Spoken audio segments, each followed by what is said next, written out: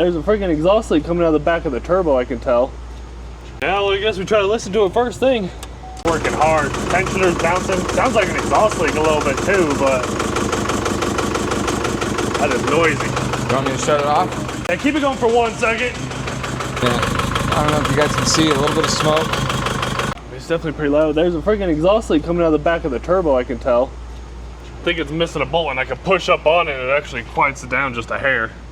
But that won't be a running issue. I don't know if he's just, because when I did accelerate, or tried to accelerate at least, it was dumping a ton of black smoke. Somebody's been in here kind of recently.